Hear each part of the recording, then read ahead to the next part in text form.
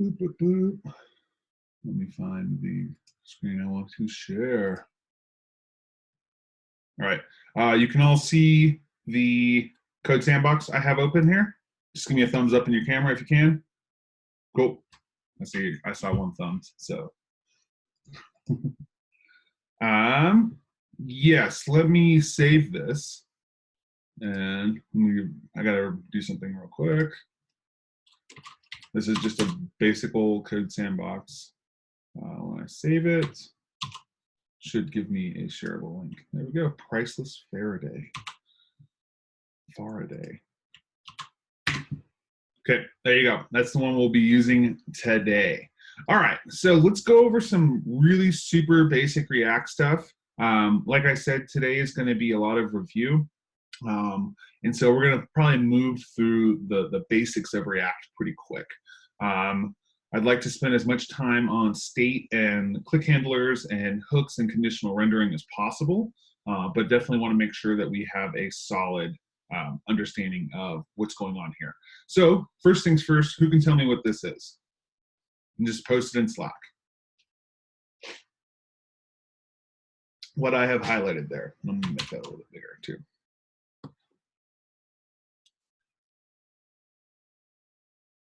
Yes, this is JSX. Is JSX HTML? It is not HTML, right? JSX is just a fancy way for us to write JavaScript that looks like HTML. So this isn't HTML. It looks exactly like HTML, but it is not actual HTML. And that's an important distinction, especially when we get into the deeper aspects of React. We're going to see some big differences come out between JSX and HTML. The main ones are props and the ability for us to write actual JavaScript in our JSX, which we're actually going to do today. And so there is a difference, and it's confusing at first for a lot of students that it looks exactly like HTML, and that's on purpose. They want us to write it like HTML with just some fancy JavaScript put in there. Okay, cool. What is this now?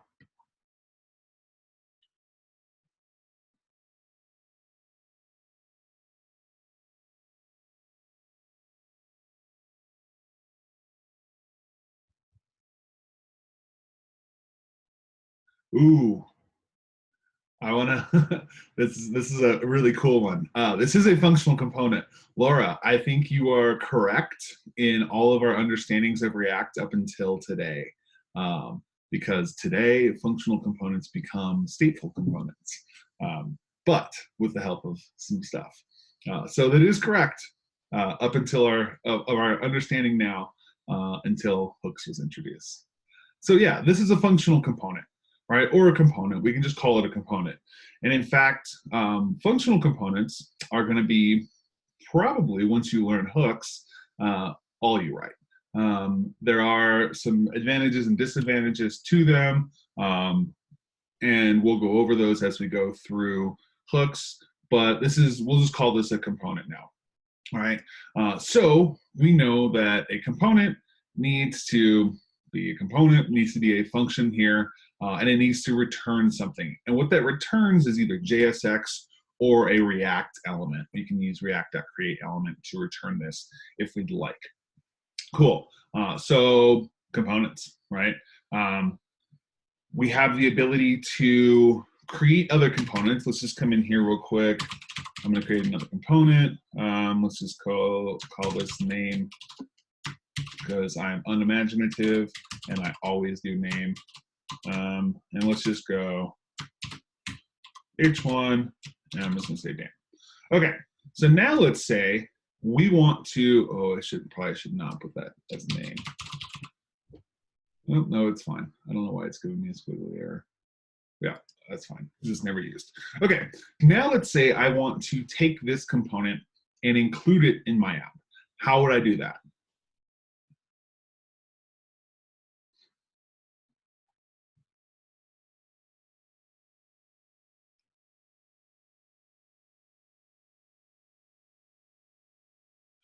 So in this case, I don't need to actually export it because it's in the same file, right?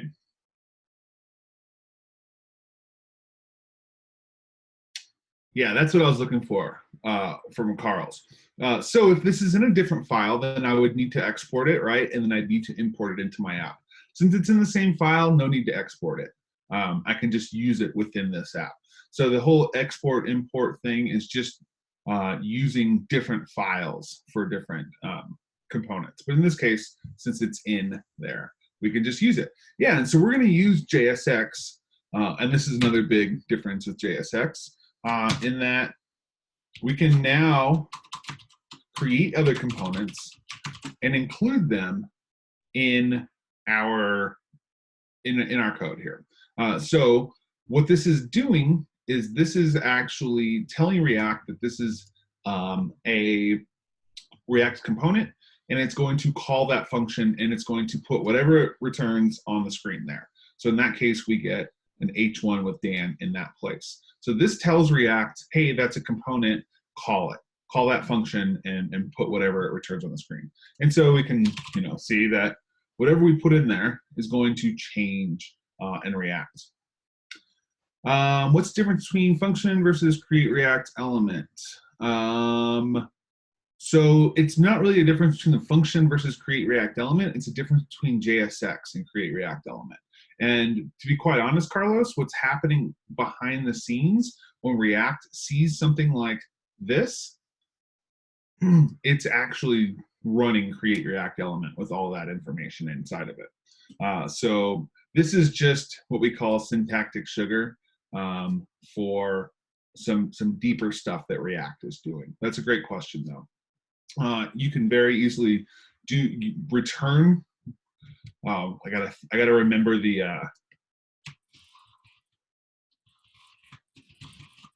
We're gonna get H1. I believe it's props, and then it's, there we go. So that's all JSX is doing, is running that function or that method.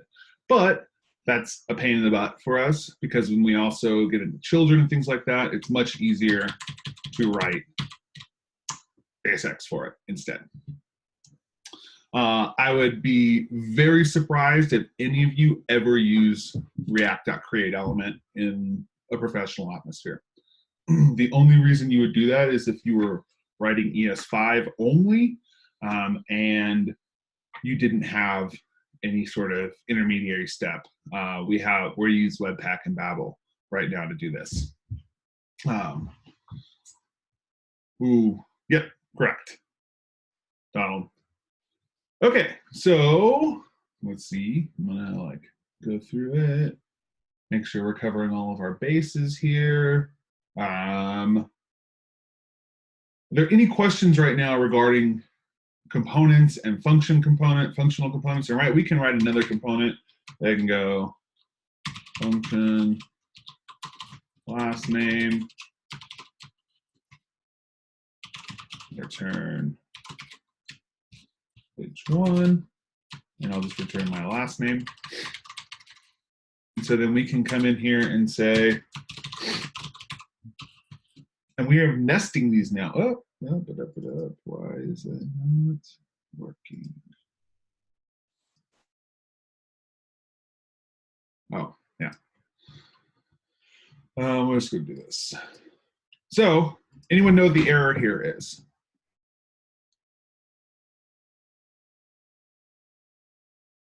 Yeah, so React does not allow us to return, I'll just say, it doesn't allow us right now to return multiple elements, okay?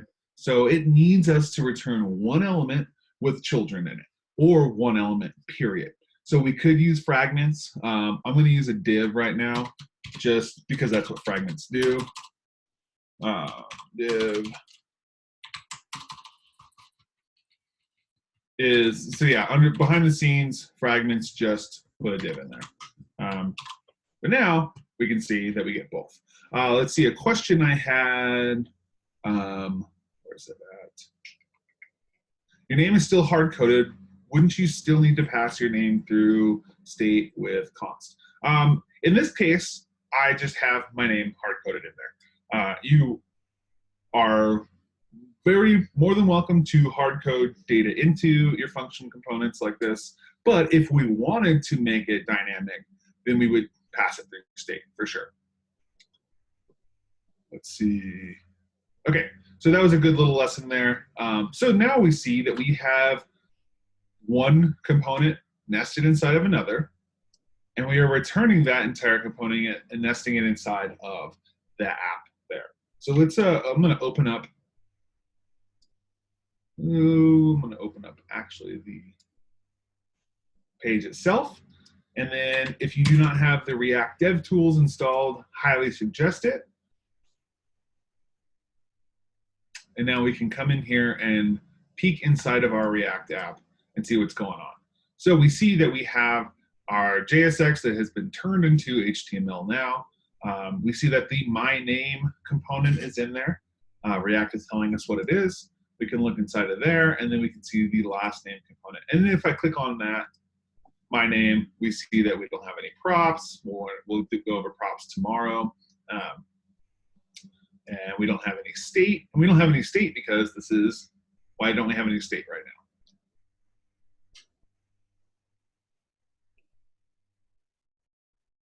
Doesn't even show us state.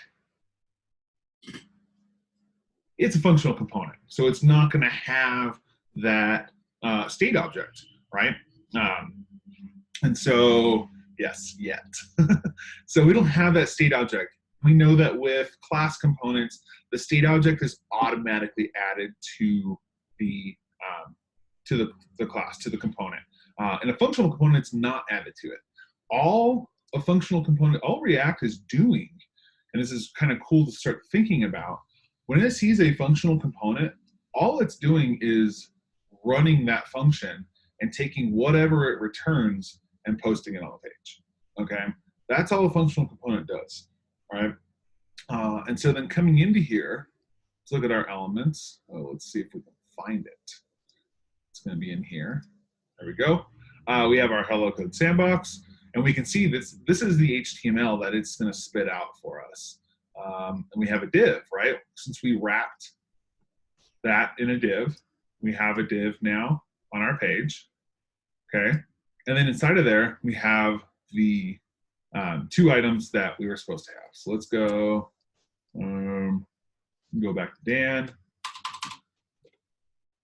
And then we can refresh this. Oh, it's refreshed it automatically for us, perfect.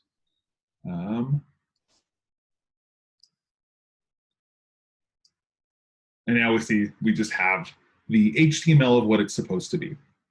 So that is a functional component in a nutshell there. But we already know this stuff. You've already gone over this stuff. Just wanted to refresh over this now.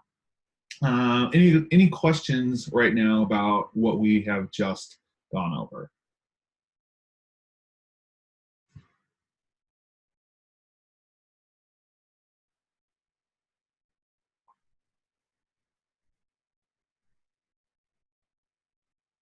Seem pretty set. All right, we're going through this quick. But this gives us time to mess with hooks. So in the past, we have called these stateless components. And because we have not been able to maintain state with our functional components, right? The whole idea of state ever existing was because React added it to our class components. How did React add it to our class components in the past? Does anyone know? Our constructor, and a little bit more specifically, is any other ideas? Or I'd love to hear all of your ideas of how that was added automatically. Even if we didn't write this .state equals an object, it still was added. Magic, love it. Nothing in programming is magic. Well, not nothing, but most things in programming are not magic. It was really the idea of, let me just turn this to a class component real quick. remember we wrote extends React dot component. And then in our constructor, we said super props, right? So when we extended React.component and then we called super, it automatically added, and let's check it out. Let's just go look at it real quick. Render.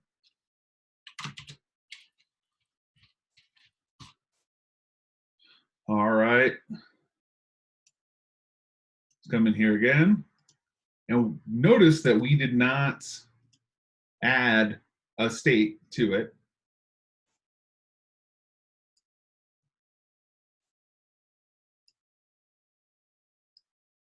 Oh, where's it at?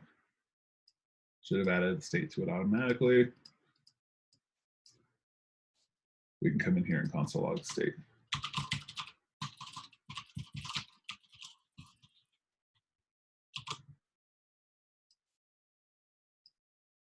We got no. All right. It does. It automatically adds it for us. I don't know why it's not popping up right now. But only because we did React.component extends and did a super on that. All right.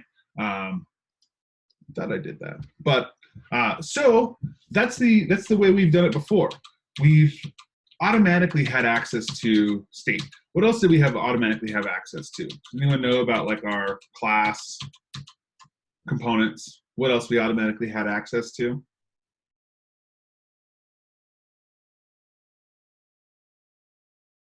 Extending the component gave it the ability to have this dot props. Yep. It gave us the ability to have lifecycle methods. Absolutely. Gave us the ability to have set state. All right. Those are all free things given to us by React.component. Okay.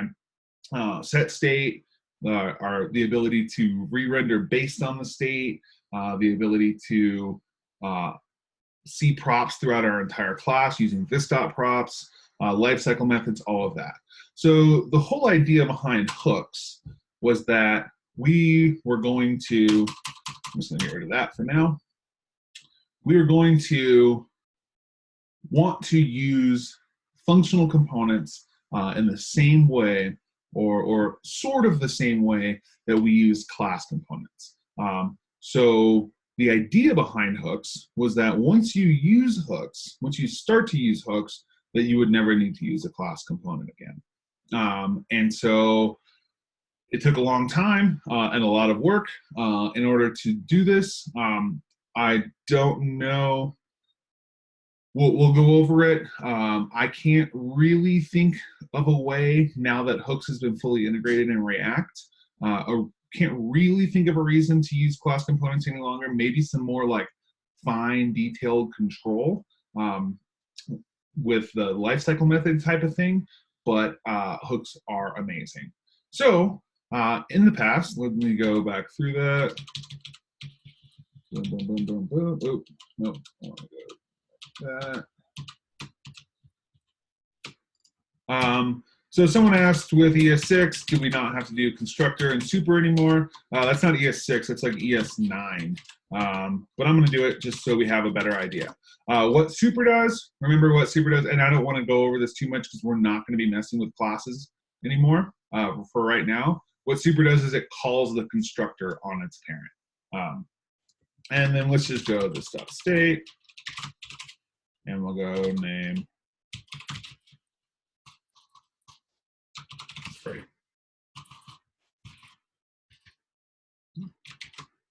Okay, so right now, how do I get my last name to appear in here?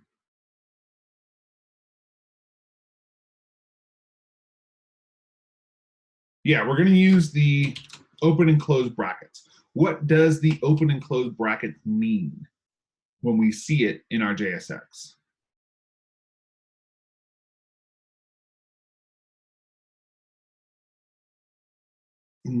Almost, Gregory, almost.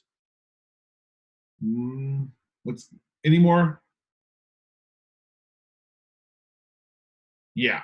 So what it means is that this is JavaScript. I can write any JavaScript I want in here. And that's the reason you'll see that you can only write comments in React components using that. Any JavaScript I want. Okay, I can write any plain old JavaScript in here. This doesn't mean when we see it in JSX that this is an object. So let's think about that. It doesn't mean that it's an object automatically. If we want to return an object, we have to then write more on another object inside of there. So let's, of course, did that.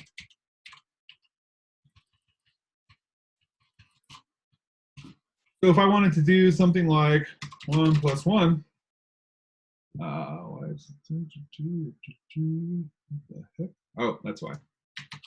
I need a render method because I'm using a class right now. If I wanted to do 1 + 1, wait, what? Render, not render.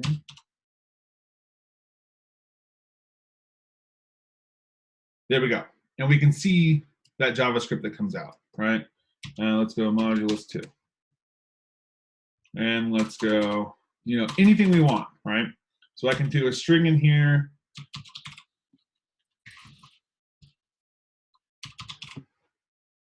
And then see that JavaScript pop out. Redner, yeah.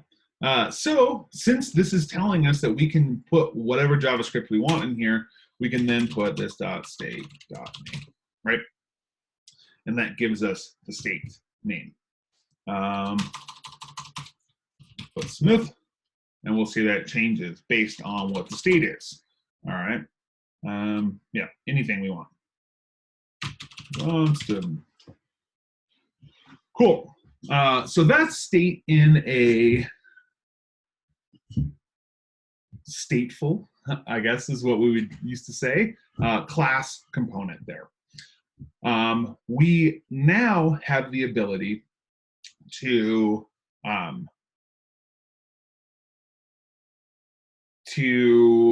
write state in a functional component using hooks. So the first thing we're going to need to do is we're going to need to import the hook we want to use. One other thing, let's go hooks, documentation. Oh my gosh, if I can spell. One thing you should become intimately familiar with is your hooks docs, okay? These are the 3 that you will use the most. This is the one you will use the most. This is the one you'll second use the most, third, and kind of down the line. They've done a pretty good job of setting it up for the ones you use. So use state. Oh my gosh, this is a game changer. All right, let's go down to the see how to use it. So we're going to see a little bit of some funky stuff going on here, and I'll go over each and every one piece of this. So what we're going to need to do, I wish it had given us the, well, what we need to do, hooks come automatically included in React.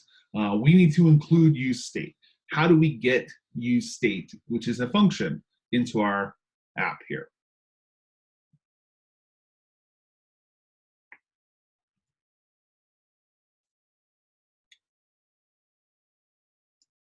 Yeah, we're gonna need to import it. And since we're already importing React up here, we can just do a comma here, and we can say use state. Just like if you ever imported component, it's the same way. We're gonna use destructuring to import it, okay? So use state is a piece of the React library. We can also write, just like we can write react.component, we can also write react.useState if we want to. But you're going to see it used this way far more often than you'll see it ever used like that.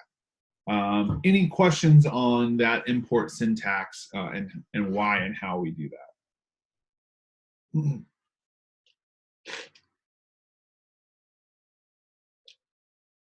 So React is the main library, and we are saying we're just going to take a piece of that to be used standalone.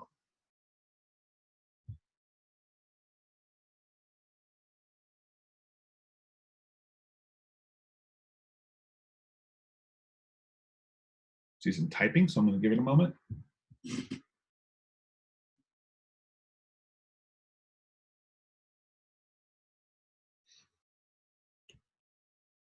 The comma is absolutely needed right there. If you don't have that, it's going to break on you. So that's saying I want to import this piece, and I also want to import this piece. All right. You could very well do it like this.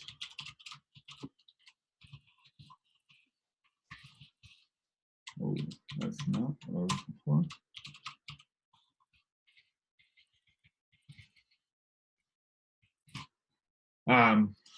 But that's kind of redundant. We don't really need to do that. We do not do import from. We just import. Oh, yeah, sorry. We do import from. What am I talking about? I'm not sure I understand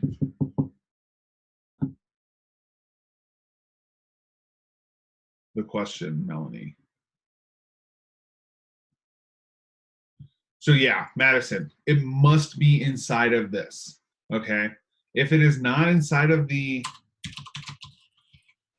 if it's not inside of the brackets there, it's going to assume that we are going to import the entire React library and name it useState, okay?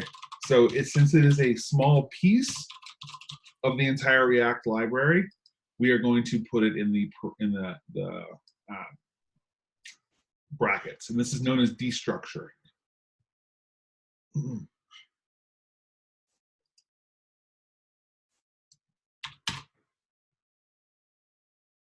Great question, Jason. So because we want to, because not only do we want to, but we need to import the entire React library, we need to include that outside of the brackets. So because this is the entire React library, and this is one small piece of it, we need to include the entire React library. We are only doing this because we want to make it easier for us to read, right? Like I said, if we didn't have this, we can use state, but we'd have to do it in this style, okay? So remember, I can do this and then get rid of that. That's all it's doing there, right? Is just saying, and it's just making things a little bit easier on us in the long run by including useState. It is not necessary to import it. We can do it in this style if we'd like, but we're going to import it just so we don't have to write React every time we want to use it. And let's just do this too, and we can get rid of that.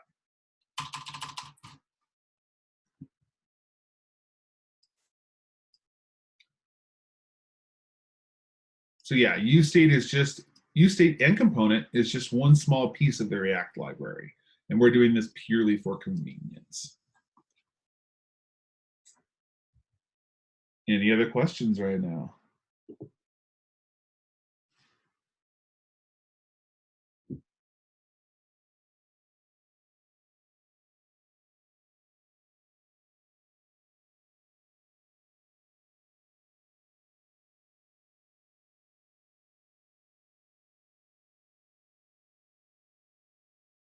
Madison, we don't, right? We don't need to do this. Like I said, this is not necessary. This is purely for convenience for us.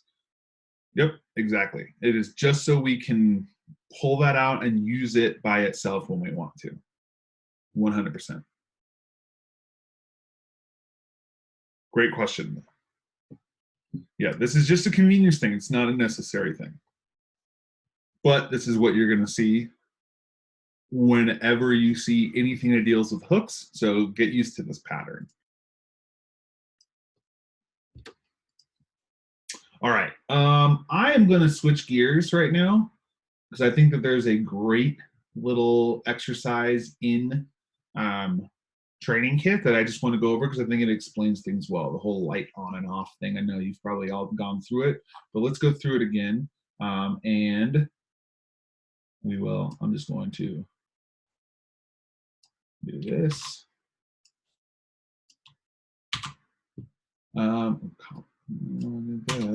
Okay. So just walking through this, we're going to see that we're importing React, importing render from React DOM. All right, this is another thing. We just destructured out render, so we didn't have to put React DOM.render. And then we brought in some styles. Ooh, I don't know where that styles is coming from. I think it's fine. We've got two variables, white and yellow. And each of these variables is pointing to a URL. And that URL is pointing to an image that we can see they appear on the screen. Yes, learn.lambdaschool.com, intro to React, React components and component state. You should have all of this information in there. But if you don't, here we are, we're going through it. Okay, so in here, we see that we are going to be rendering two images to the screen. Notice that when we put the name of the variable in, we put it inside of brackets so that JSX knows that this is a variable, right? So that is the white variable, the URL. Any questions right now with what's going on here? We don't have any state. We're not doing anything crazy. That's it.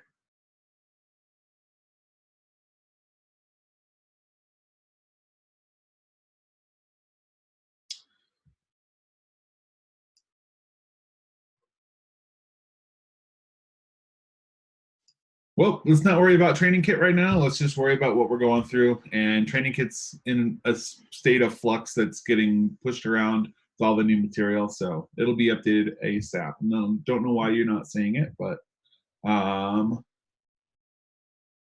we're in Web Applications 1, Intro to React. Samantha.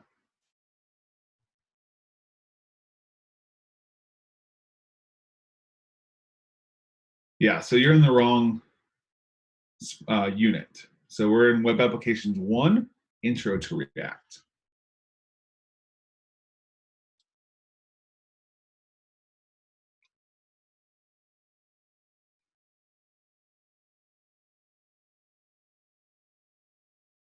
Yeah.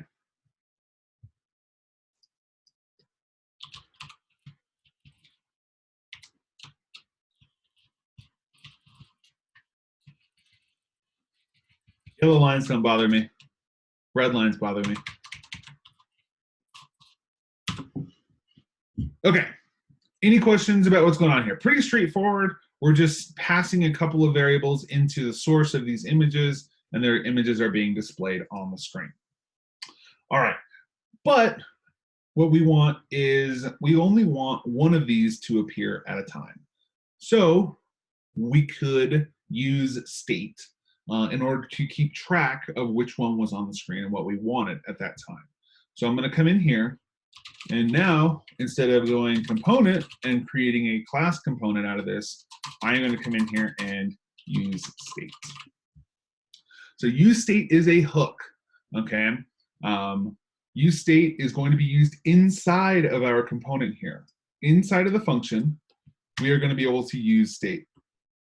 So what data type, I just kind of gave it away, is use state?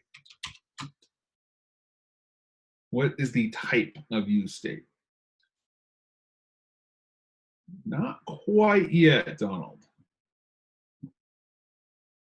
It's a method or function. I would say it's a method since it's on the React library itself. It's a method, but we're going to use it just like a function, okay?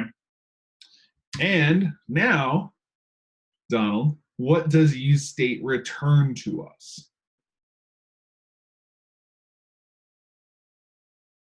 Yeah, it's going to return an array. So because this isn't a class, we need to grab and take hold of what our what it returns to us. We can't just say this dot state dot whatever we want now. We're going to have to create a let's go. We have to create a variable. Let's use const, and we'll just say state array equals use state there. Okay, so let's go take a look at what use state actually returns to us. Let's console log this thing. State array. We'll come in here.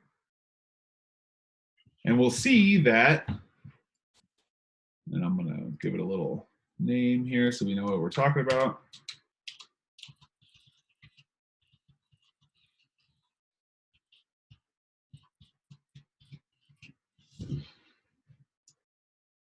All right, we're going to see down here what use state returns is an array, and it gives us an item in the array. The first item is the state of that, and the second item is a function. Okay, so the first item is the current state. We can see that since we just used use state itself and didn't give it any arguments, that our current state is going to be undefined. There is no current state. The current state is undefined. Who knows what the second item in that array is?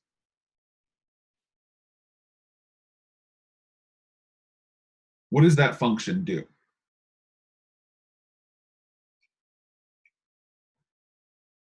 Yeah, exactly. It is just like the new set state, but it is way easier to use. So what that's going to do, that function, whatever we pass it, is going to change the state. All right, so now that we see this, you've seen the reference like this, where we put an array in there. It looks a little funky, a little weird. And so this is called array destructuring. Since we know that it's an array that's returned to us, we can actually do something like this.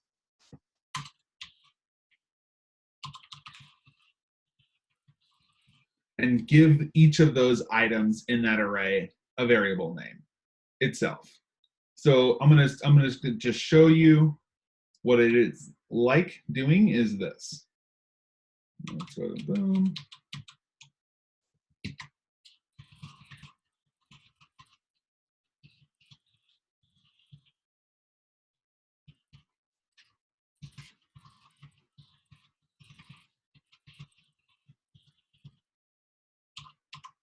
It's the exact same thing as this, okay? So when we see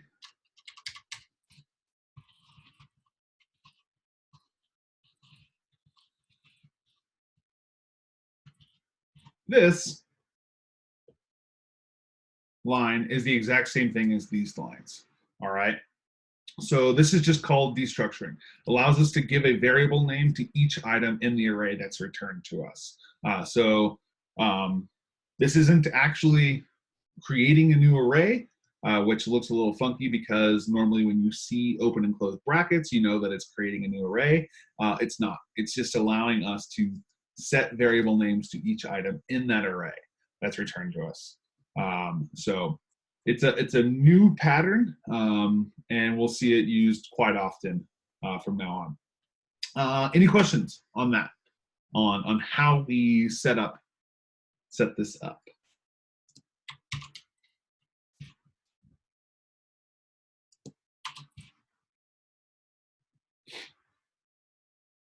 And we'll get over what these actually mean and do. I just want you to understand what this is doing here, okay? What this is. This is just destructuring that array that it gave us, okay? We are just giving the items in that array names. All right, so the first item we're going to say is the state. The second item is a function that's going to set the state. We'll go over that in a moment, Andy. Right now, let's take a break. Let's take 5. Any questions you have, please post them in Slack, and I'll answer them when we get back. And I will see you all in 5 minutes.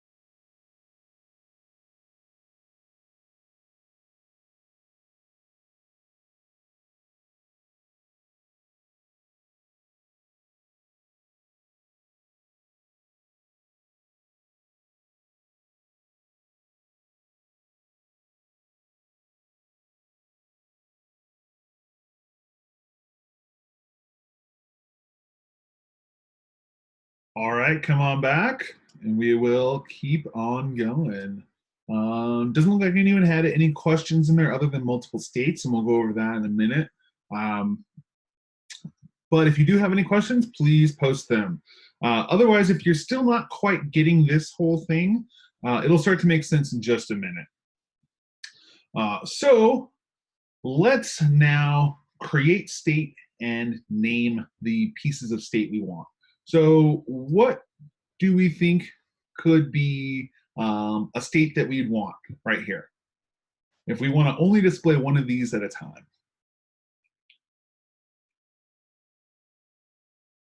What would we name it? Anything name. Yeah, is active, light on. I'm not going to quite go with toggle just yet, but let's name it something like that means something, right? And I'll save that and I'll share that with you again. Let's name it something that means something. Let's just go light on. Light on works. Light on.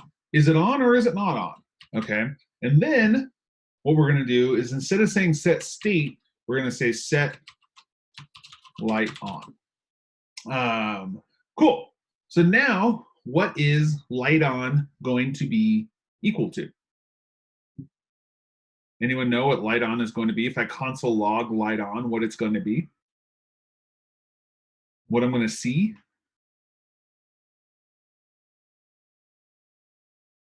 Got state, false, undefined, undefined. Anyone else? No? All right. Love it. Keep them coming. If you have any other ideas.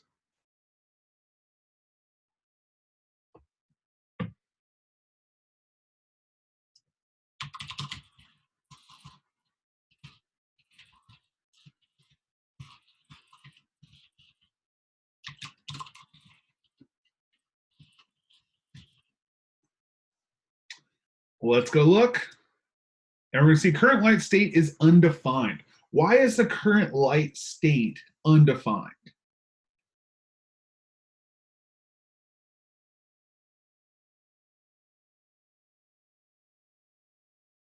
Yeah, we don't have an initial value. So the one argument that useState takes is an initial value. Okay, this value, what is this value? What is it? What are the data types that we can put in for this initial value?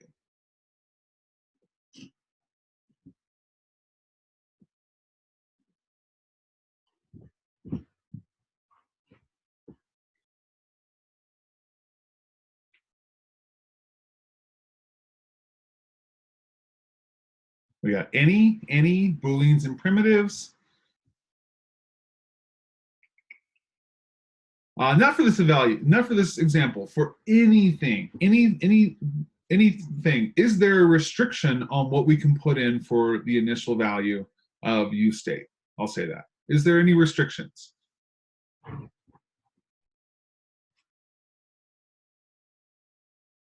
The answer is no, there are no restrictions. Although if you wanted to put a function in here, there's another hook called useCallback. That's a much better place to put a function. But no, we can put any data type we want. So just like, let's see, Michael said in Andy's question in the thread, we can put an object in here and use this like a traditional way of state, right? We can just call this state and we can call this set state and put an object in here, right? That's totally fine. We can do that. Or if we just wanted to do it like the way we're going to right now, we can just put false. Okay, so what this is saying is this is our initial state, light on is going to be equal to false. So now when we say light on, we'll see that we now have false. If I said light on was 12, we'd see that our initial state was 12. Doesn't make sense in this context, but light on doesn't know what it's doing either. It just knows that it is a place that we can hold state. We have never had this kind of ability in a functional component before. We've never been able to hold state like this. And so the ability for us to hold state and to maintain state throughout a functional component is pretty amazing. In this case, I'm going to say false. Okay. All right. So it's false. We're not going to quite get to conditional rendering yet. What I want to do right now is I want to create a function that will turn the light on or off. All right.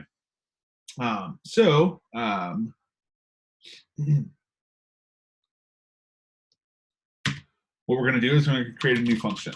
We're going to call this toggle light. And we're going to give it a new function. Okay, so if we have the light on at first, or off at first, how do we write it so that we can change light on to be true?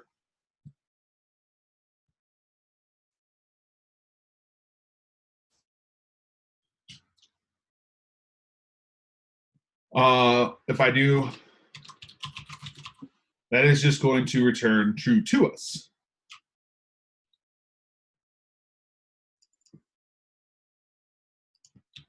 And yeah, so Joseph, the hooks documentation is where you're going to find everything there is to know about hooks. Not everything there is to know, but all the important stuff you should know. So what we need to do is we know that we have a method or a function that will change our state. And it's called, we have called it set light on. All right. So we want to use this to change the state. Oop. So I don't want to toggle it yet. All I want to do is set it to on.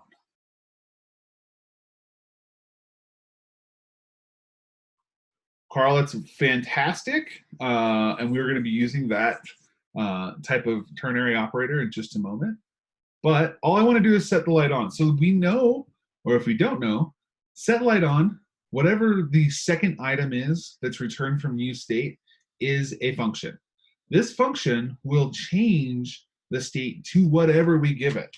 Check this out. Let's go, let's just go 12 again. All right, and then I'm going to say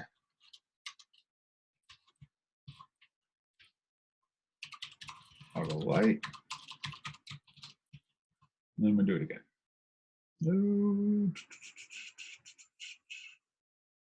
Oh, yeah.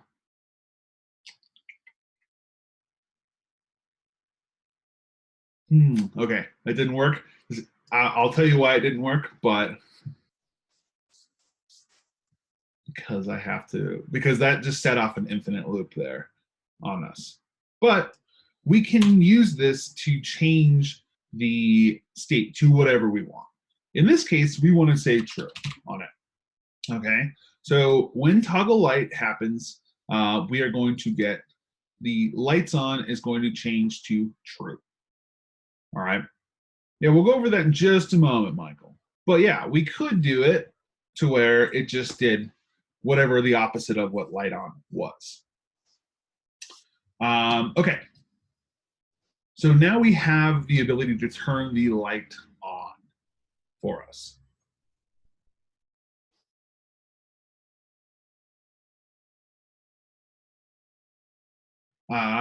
Let's go into conditional rendering now.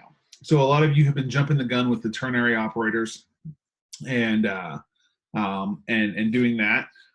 So new poll time.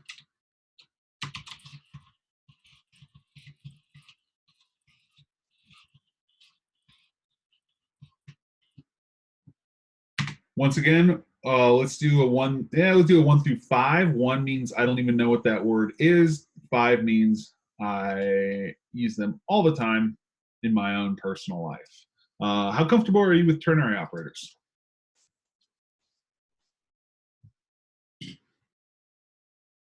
Me too.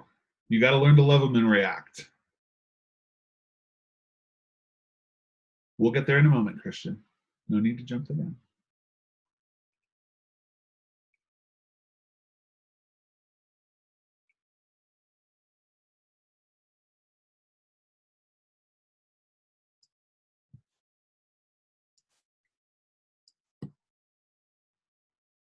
Cool. I like that, Greg, because we're going to go over them quite a bit. Donald, that's not a ternary operator, actually. That is like some, um, what's what I'm looking for? I'm not a morning person, but it's the uh,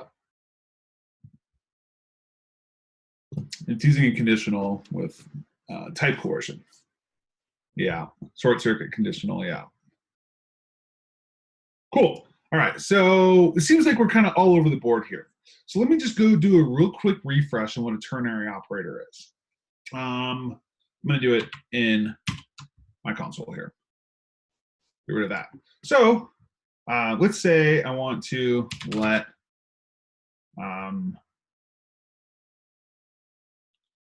is true equal true.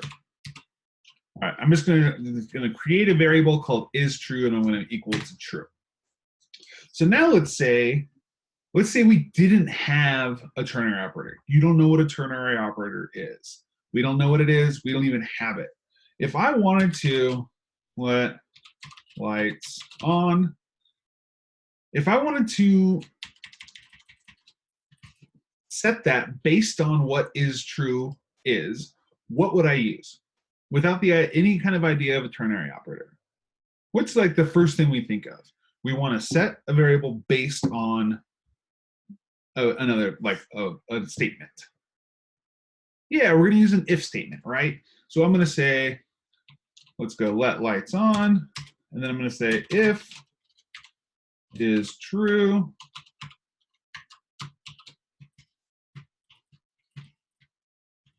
then I'm going to go lights on equals true. I'm going to say else lights on equals false, right? That's how I would do it without a ternary operator. And now I can see lights on is equal to true, right? Because is true was true. So if it says if true, lights on equals true. All right. So that's how we do it with an if statement, right? And that's kind of, our go-to up until now. So now let's say I'm going to go let is, let's just write something else. I already said is true. So we'll just go with is true again. We know what is true is. It's true.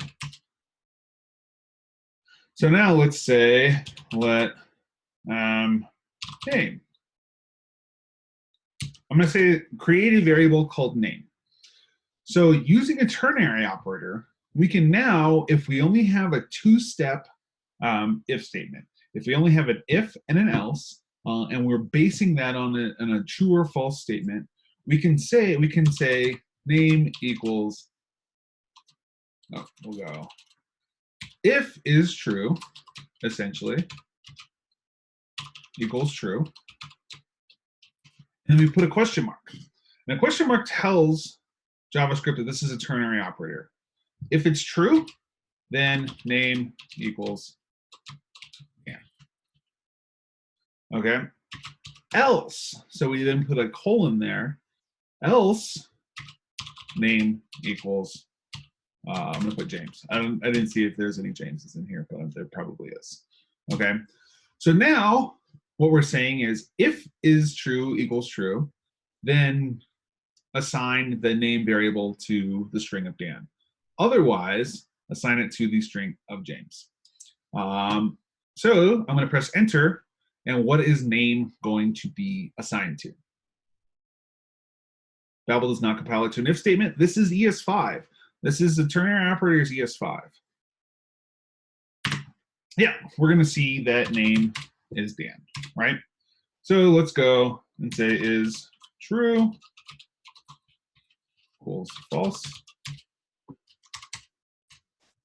And now we're going to see that name is James. Okay.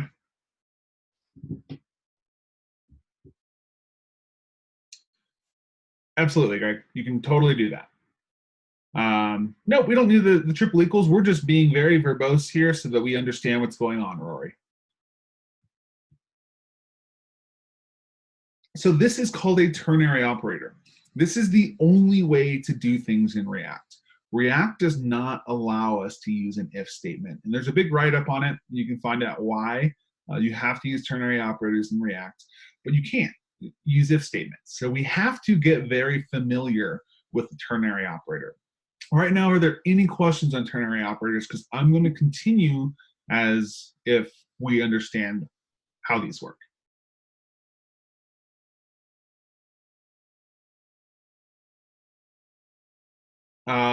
Greg, that would not assign name if you did that. Any questions on the basics of ternary operators?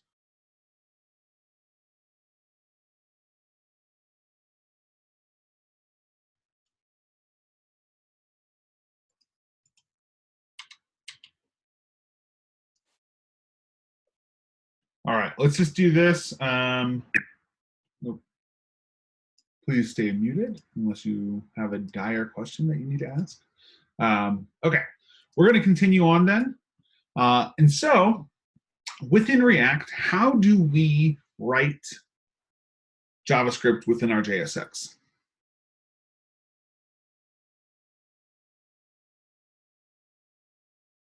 Yeah, we're going to use some open and close brackets, right? This tells the JSX that actual JavaScript is going to go into here. So now that we're using actual JavaScript, we can use a ternary operator. So I'm going to put light on equals true. All right, so light on equals true, boom. That's now saying if light on equals true, then let's return this piece of information here. Otherwise, let's return this piece of JSX.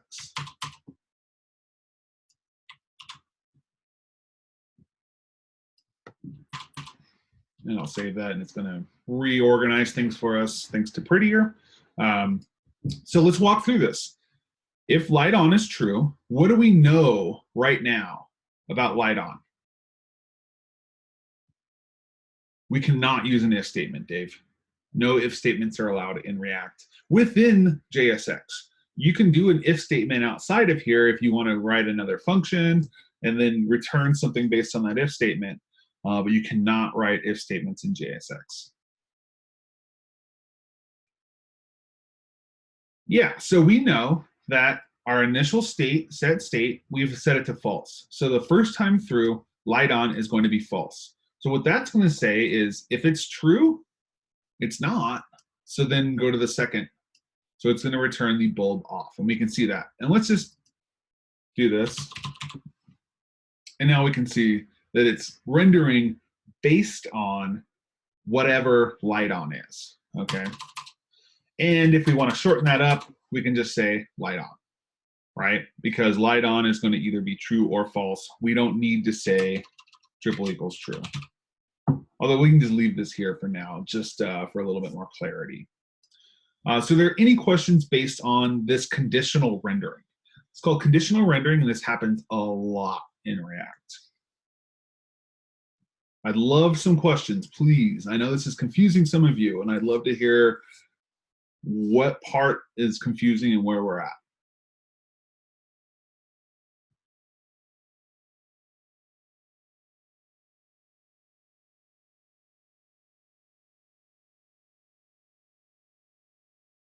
See some typing, which I love.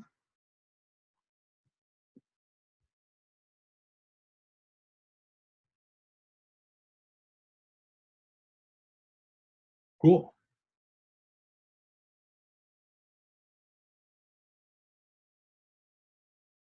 Christian, you can ternary operators, you'll see that they can go deep. You can return a ternary operator in one of the if or else's. Yeah. So you can return a ternary that also returns a ternary that also returns a ternary, depending on what the, it can go as deep as you want. But we're just going to stay on it one time.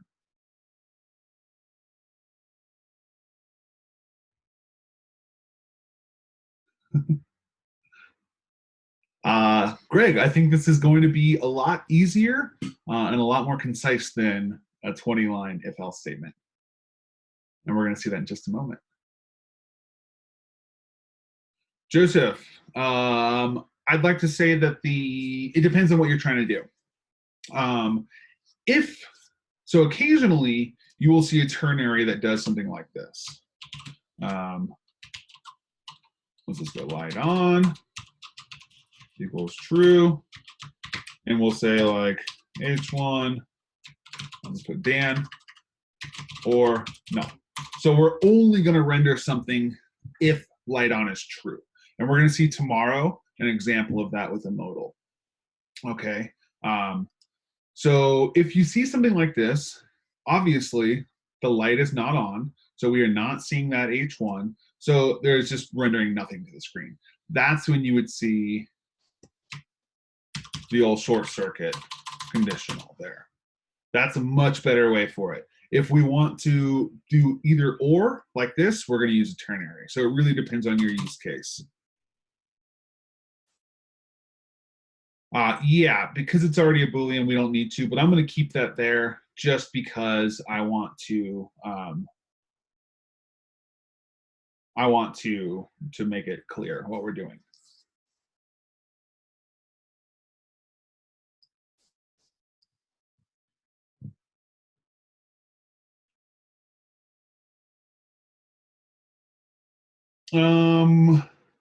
So we're not actually using the and and the or in our ternary here.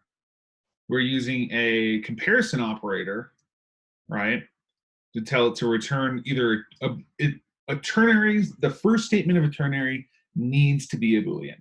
Okay, it has to be a Boolean. Just like an if statement, you have to have a Boolean in there. And if it doesn't, it's going to coerce it into a Boolean. So if I say, light on is Dan, that's going to be coerced to true because it's a string with something in it. So this always has to be a Boolean here. Since we know that light on is already a Boolean, we don't need this part. But like I said, I'm going to keep it just to be a little bit more clear of what's going on. Okay. Let's now toggle the light on and off. How could we do this? Where could we call toggle light? We can have a button, totally.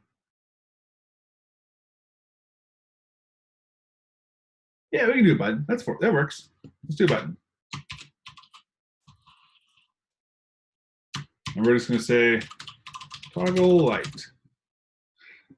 So this will work either way, but how do we call toggle light? We don't need to do on submit since this isn't a form.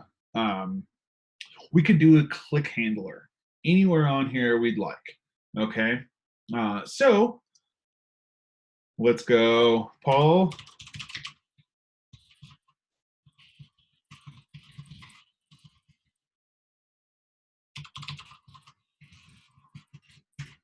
New poll. 1 through 5. 1 is I don't even know what that is. 5 is I am the master at those. How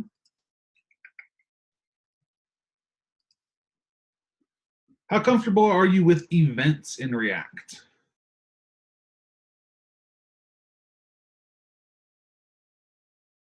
Once again, all over the place.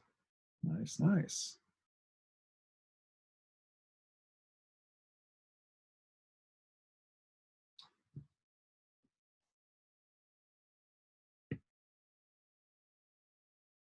So most of you fall in the middle, which is where I would expect. And then some of you are not very comfortable with them, and some of you are the masters of events. The MC. Yeah, so we can use events in React very similarly to the way we use events on the DOM, except for the fact that we can just put them right in line with our JSX. We don't need to do add event listener. React has, let me go, React events. React events are a little funny because they're not actual DOM events. Since we're not actually dealing with the DOM, it's called a synthetic event.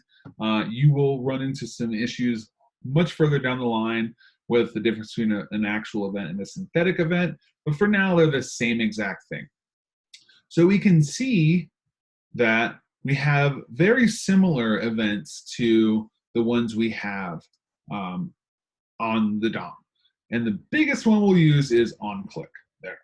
Okay, so onClick is going to be our event. We can put our events directly in line with our JSX. So I can say onClick equals something. So this is going to say, whenever I click on this button, do this. What is onClick going to expect here in to us to give it?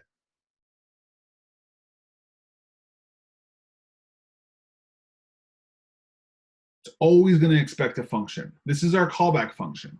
Remember, just like when we do, you know, element.add event listener on the DOM, we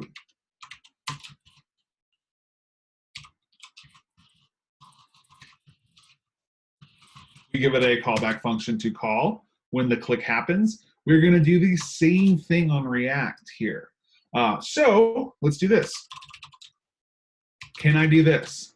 Oh, I want to, or let's just do this actually.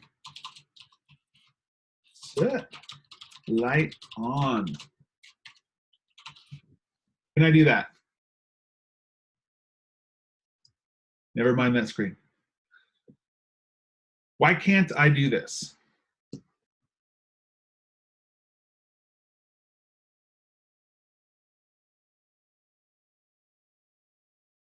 First and foremost, this is calling set light on with true automatically, right? When we see the parentheses right there, we know that it is calling that automatically. So that's calling it, first and foremost. We don't want it to call it. And second of all, because we are changing the state, it is causing a re-render. And every time it re-renders, it calls it again. So we are getting into an infinite loop here. So there's two things wrong with this right now. So what I could do is I can create a function inside of here that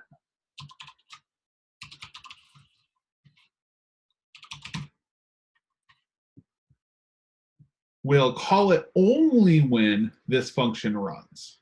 Okay. So now I can go toggle light, boom, and it'll change it.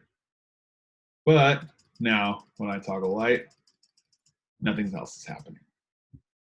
Are there any questions right now about this pattern here and why we don't just call that function right off the bat? Well, we'll get there in a moment. We already have a function for it.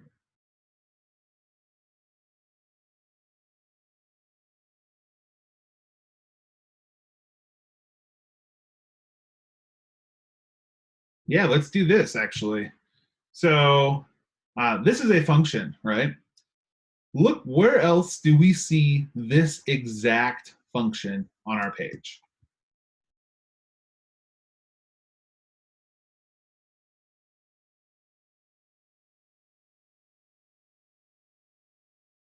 Yeah, look, it's right there. Same exact function, same exact thing. Let's actually make it look the exact same.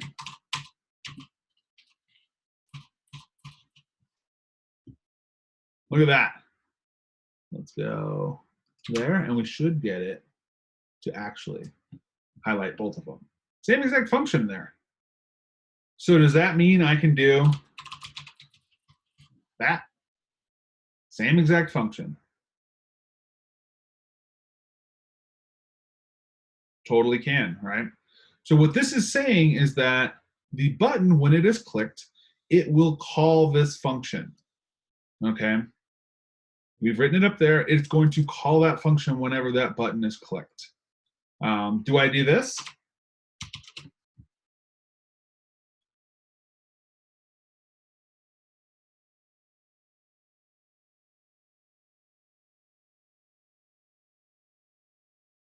Ever, ever, ever.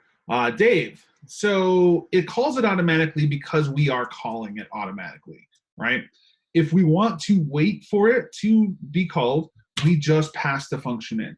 It's like, you know, doing something like this, higher order function, and giving it a callback and calling it, right? We don't do that, right? We just pass the callback in. We don't call it, okay? Same thing here. We just pass the function in and let it do what it does, all right? We're gonna let onClick do what it does with that callback. We're not gonna call that callback.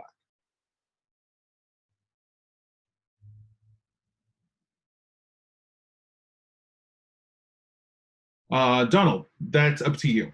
You can do either way. And in fact, I would probably not have a separate function for this since it's so light. Since there's only one line and it's not doing anything, well, I would probably not have a separate function. Yeah, I mean, this could be, doesn't need to be an arrow function either.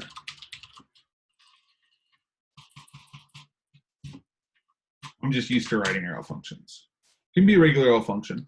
Doesn't need to be an arrow function. In fact, arrow function doesn't really make a whole ton of sense here other than it's cleaner looking. That's the only reason you would use an arrow function here, because we don't have a concept of this anymore. Well, we do, but it's not tied to this function specifically.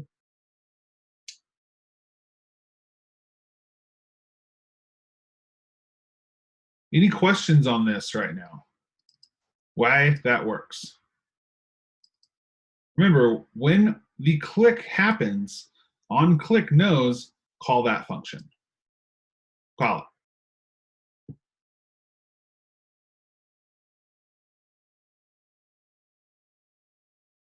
That's correct, Donald. Yeah, we can do that. Let's do it.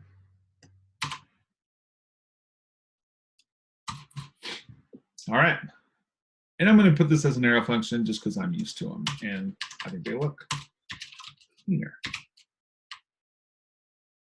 Okay, so toggle light works, but it doesn't go back, right? How can we do it so that it goes back?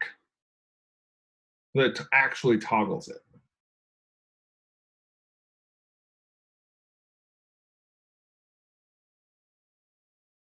We already have a ternary here, so we don't need another ternary. We know that light on at first is going to be false. When we set it to true, it's going to be true. But yeah, we can use light on and whatever the opposite of it is, right? Light on we know is either going to be true or false, or should be. So if I say whatever the opposite of it is, that's going to set it to the opposite of light on. All right. So at first, if it's false, that's going to set it to true. If it's true, that's going to set it to false. Back and forth, on and on again. We don't need to do if light on equals true, then set it to false, otherwise set it to true. We only need to return whatever the opposite of light on is. Super cool. So now it works, and we get that toggle based on that conditional rendering. So let's step through this the next 4 minutes. We'll take a break, and we'll come back and we'll build another little app. Let's see what we're doing right now. I don't want to delete that, but it's kind of getting in the way.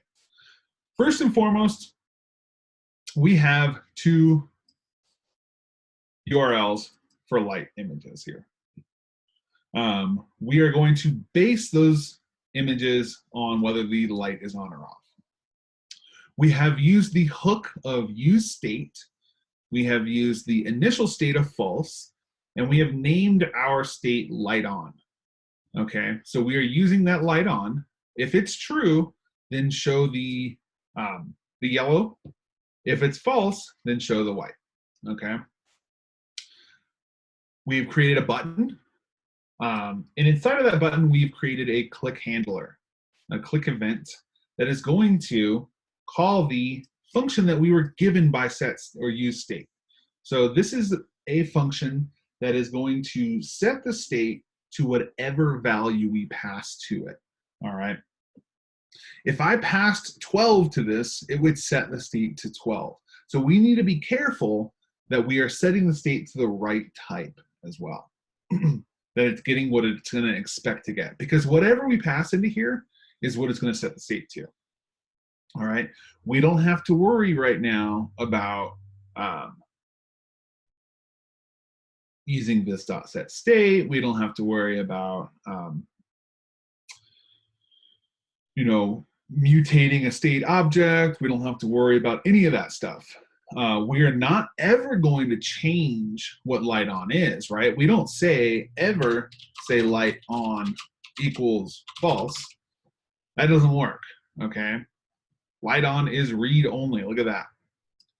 We don't change what it is. Light on is only there to tell us what the state is. We use the function, the second item in the array, to actually change what that is, okay? So there's this little cool partnership they have. The first item is going to be the actual state.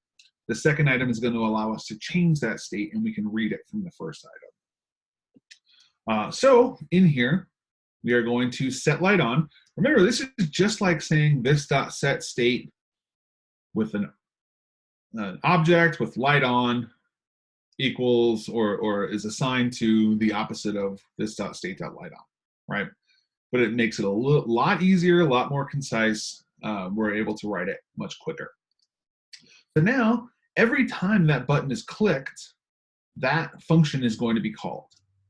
All right. If that button is clicked, that function is called, and it says set light on, so set the state, and whatever the opposite of the state currently is. Okay, so if it's false, it's going to set it to true. So I'm going to click it, and now our state is true. So let's come into here, and we can see, let's check it out right here. Put a little refresh on it.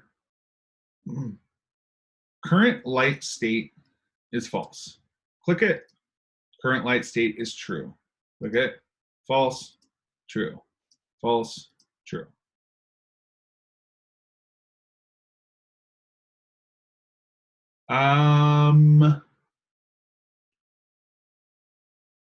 Andy, no, it's only going to give us back 2 items in our array. So we don't want to deal with anything more than those 2 items in the array. Hooks are very cool, by the way, for Christian. So yeah, there we go. We've now used hooks. We are now keeping track of state within a functional component. No. Set light on is changing the state. Okay. I have to figure that out. I was wondering that myself, Donald. But we'll just, yep. So set light on is changing the state. Light on is a read-only object, and we are getting whatever it is from light on and setting it. So I don't know why it's going twice, but I'll figure it out. Yeah, the bang symbol, the exclamation is the opposite. So that's an opposite symbol. It's always going to be the opposite. So if I say true, it's going to be false. If I say false, it's going to be true. If I say the opposite of Dan, it's going to be false. Let's not worry about that. So yes. All right, we're going to take a break. Any questions you have, please post them in Slack. We're going to come back and build a quick little counter app.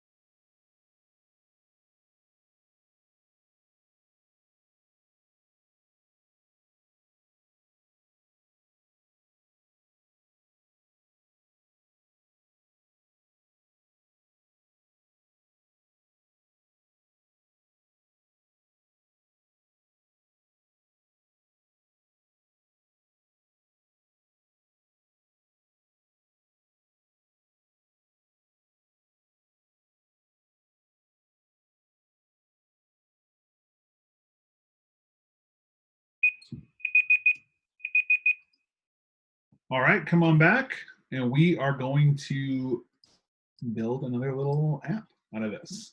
So let's go to Code Sandbox.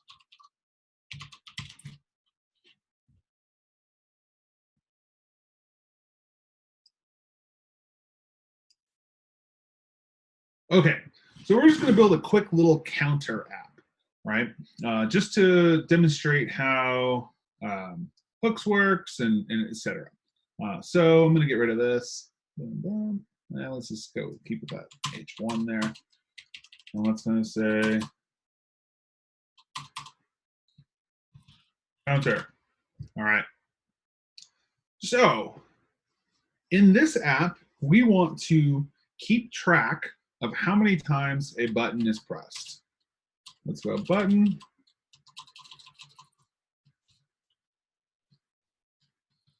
Press me. Every time this button's pressed, I want to keep track of how many times that button is pressed. What's the best way to do that?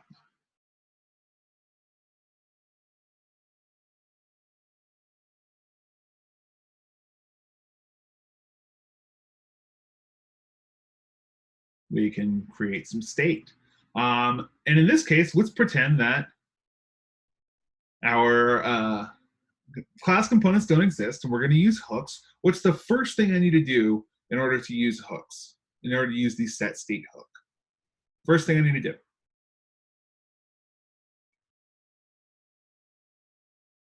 Or use state, excuse me, why did I say set state? I'm just so used to use state.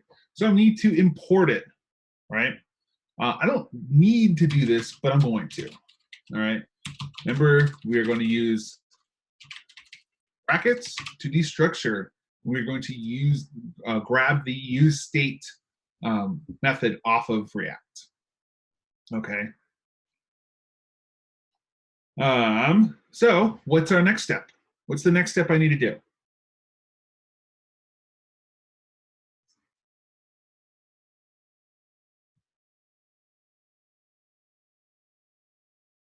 Well, that's a little too in-depth, but let's just go with it very, very simply here. I don't need to jump ahead of ourselves. What we need to do is we need to create our state, right? And so we create our state by fonts, and let's just say state array, use state. So we are creating some state right here, all right? But we know that we can destructure this array as well and give each of these items names. So we'll just say count and set count. Count. Okay, so let's go and we're gonna H2 it. And now I want to include the count on my page. How do I include the count on my page?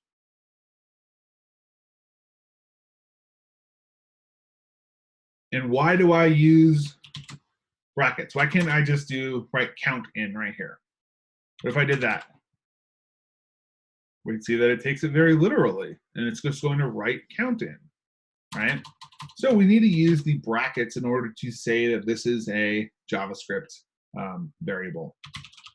I'm going to write count in right there, and we don't get anything on the screen. And why don't we get anything on the screen?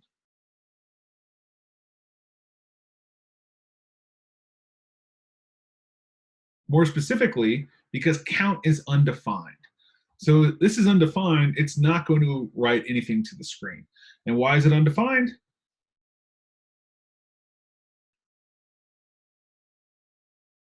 Because we have not given it an initial state. So what our initial state should be if the button has never been pressed? Big fat 0. Now we're going to get 0. Now let's look. If I say 11, we're going to get 11. 1100, we get 1100. So now we see that it is working, okay? So we are halfway there. Pretty simple right now. Let's go, how do we, in the most simple terms, I don't need you to write all of the code out, just one little step at a time. What do we need to do to be able to listen for a click handler or a click event on the button. We are going to use the React click handler or event listener called onClick. Okay, and onClick is going to expect what?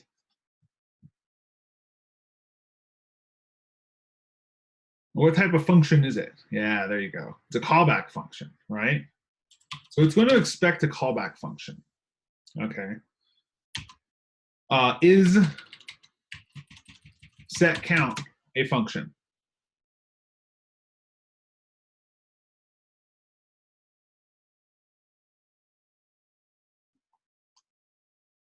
setCount is a function. Okay. Can I put setCount in like this?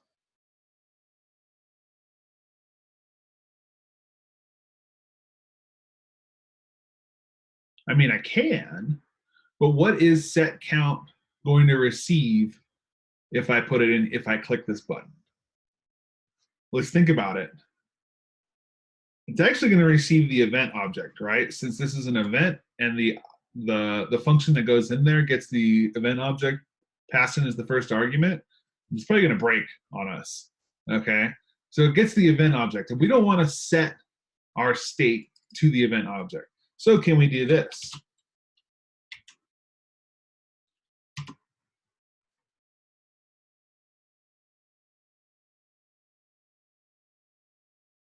We cannot, right? Why can't we?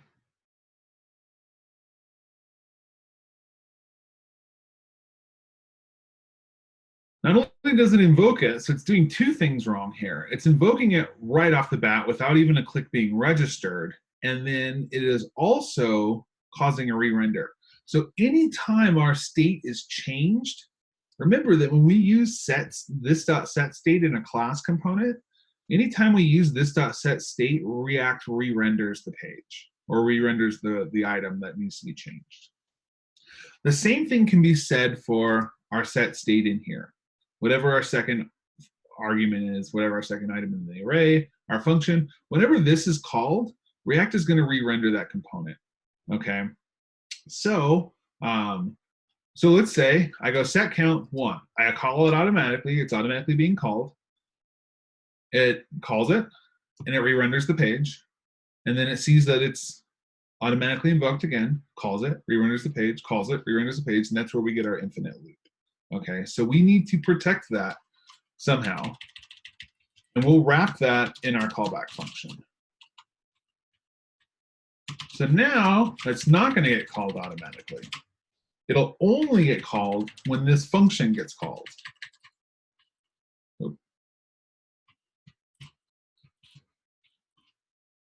All right, this will only get called when that function gets called.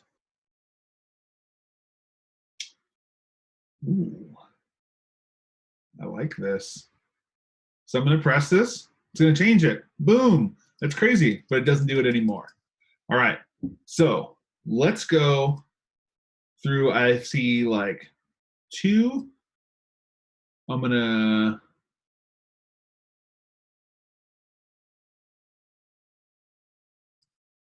to use this one, Clark, as an example.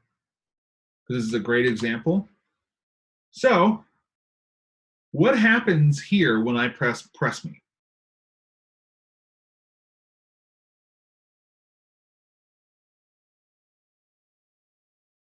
Does anyone know?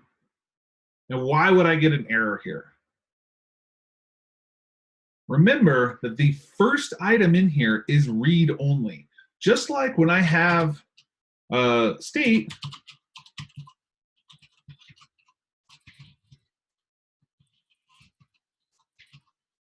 I can't say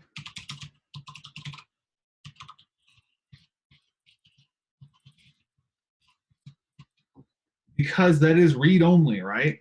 So we can never, ever, ever change the first item by itself. All right, that was a great example. I love that you threw that out there. We can't change that by ourselves. We have to use the function in order to change that. All right, boom, there you go, Clark, you got it. So just if you ever are finding yourself writing something like this to where you want to assign that to something, just do this. Or set count. Ugh.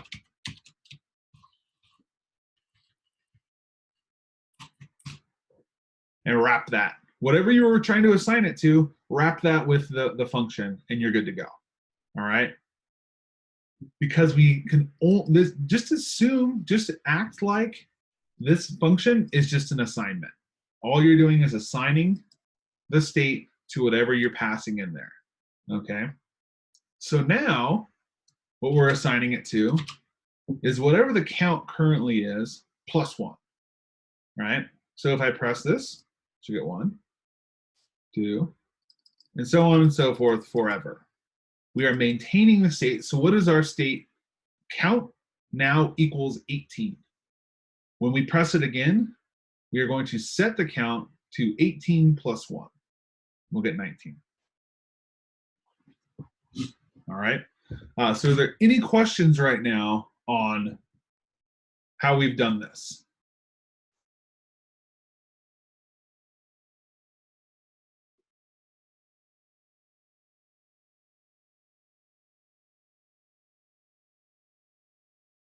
Oh, yeah. I haven't saved it yet. Cancel.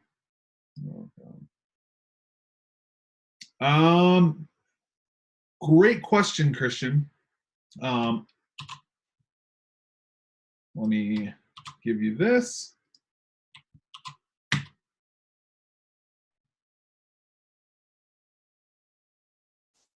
So if I said count plus plus, what does plus plus do? What does that do? Like that's shorthand for something. Exactly. Michael got it down. Can we ever assign count to anything?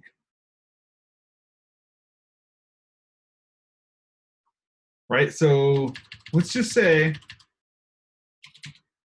I'm going to say what num equal 0. Num plus plus is equal to, and I just wanted to use that, is the same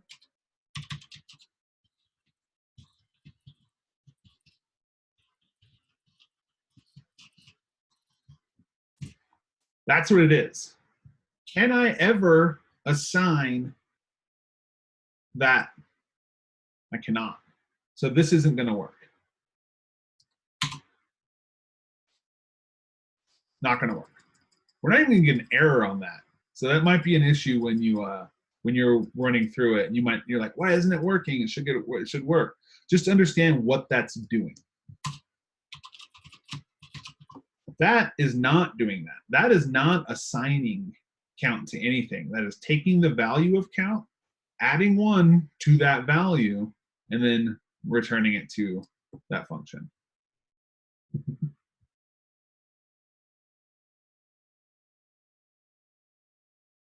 Line 13. What could be an argument here? This doesn't have to be an empty function. This is going to get the event. Okay, this is an event listener. So that's going to get the event object.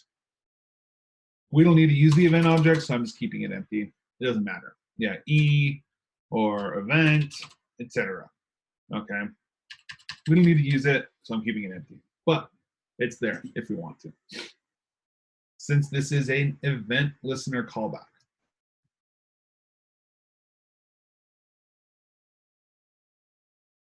Yeah, every single event that ever happens on the DOM or in React is always going to get the event object. If you remember from applied JavaScript, that's what's going to happen. The event object is automatically passed into that callback function.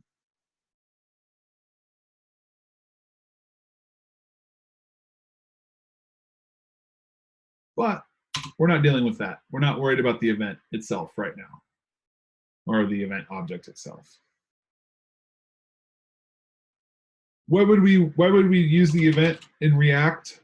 Anyone have any ideas?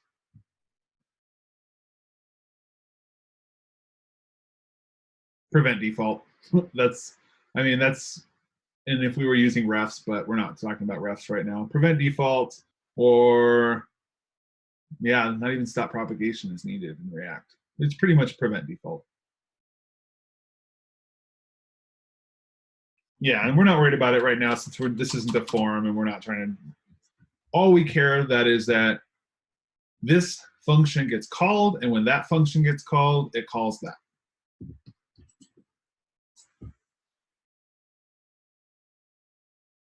I'm not sure I follow, Zachary. Use state is how we set that state. That's our initial state right there.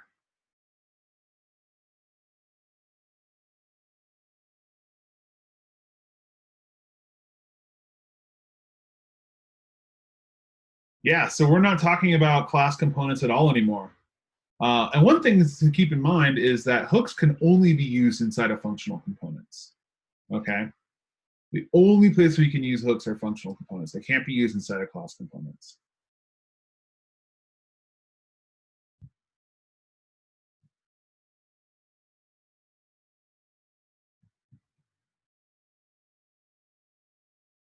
Cool. So there was a good question earlier is what do we do when we want to have multiple items on our state? Any ideas on how we do that?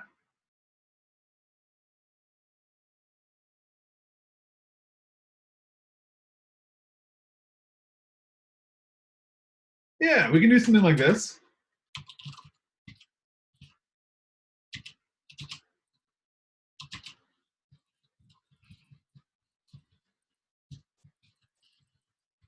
Let's go show name. We can create as many of these as we want. All right? As many as we want. I wish I had a good example of a project that I'm working on. I could show you. There, I have like 30 different pieces of state on it. We can also do this, right? Remember, if you're like really jonesing for the good old days,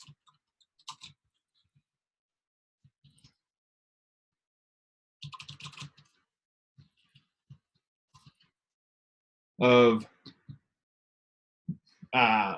class components, you can just write state and set state on there and just create an object that has your state. But then you're going to need to use the same kind of you're going to need to use the same kind of ideas where you create a new object each time you want to change that state. But for the most part, we're just going to create pieces of state that we want to maintain separately. All right. So let's come on here. I'm going to do one more thing, and then we will finish for today. Let's go button on click.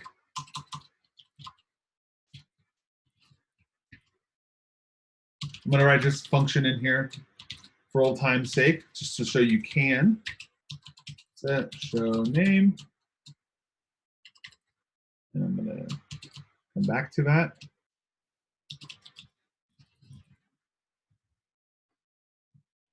Okay, so I want to use this in order to either show a name on the show my name on the screen or not show it on the screen. How do I do something conditionally? How do I conditionally render something to the screen?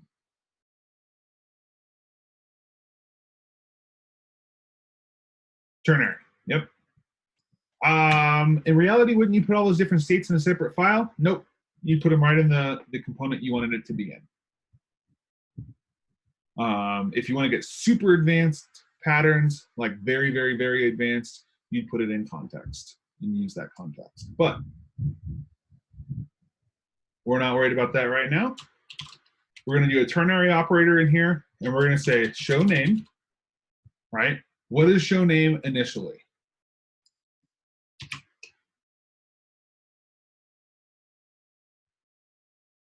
It's false. Yep. So we know that show name is going to be false.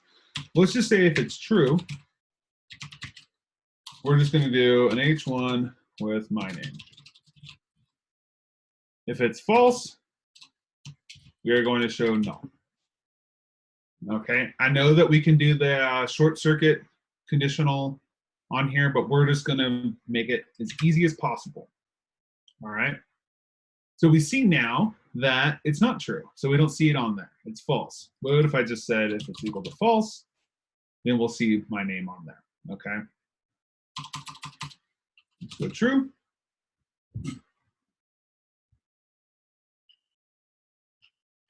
Wes, it gets very complicated, but you can use context and hooks to almost essentially get rid of Redux. Also, if you look at the hooks API, there's something called use reducer that you can use as well.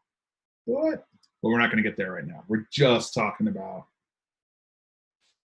oh no, where did it go? There we go. Just talking about use state right now. Okay, so we're using two different pieces of state, like, right? I can hit that button and I want to be able to show the name, toggle it on and off. Don't fret about it, Andy, right now. We're just going to deal with short circuit, or sorry, we're going to deal with ternary operators. That's the important part right now. So if I want to toggle the name on and off, when I click on that button, what do I want the show name state to be set to? If it's false, I want it to be true. And if it's true, I want it to be false. And I want it to toggle back and forth. So we know that show name is going to be either true or false. If we want it to be the opposite of that each time, then we can just say show name. And now we'll see that it toggles it on and off. So we have two separate pieces of state here that aren't affecting each other, but we're getting a conditional render, and a counter based on two different pieces of state. Clark, we must use the function given to us. Must use it, okay? So we're going to put it inside of that on click, but we have to use that function, otherwise it's not going to do anything.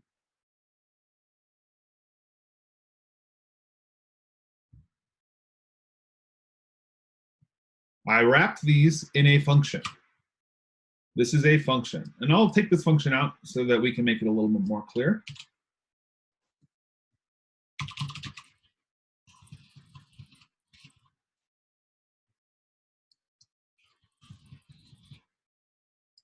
And so now every time on click happens, it's going to call that function. All right? And that makes it more clear for us. They're in these parentheses because, or these brackets, because that means that there's JavaScript inside of there. We sure would, Laura. Yep. That's exactly how I would do it.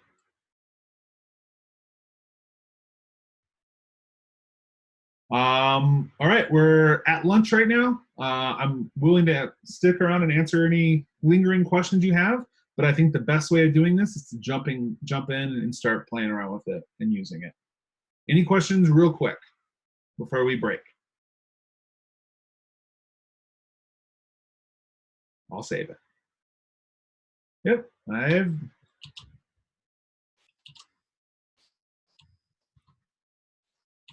Project for today is American Football Scoreboard. It is in training kit.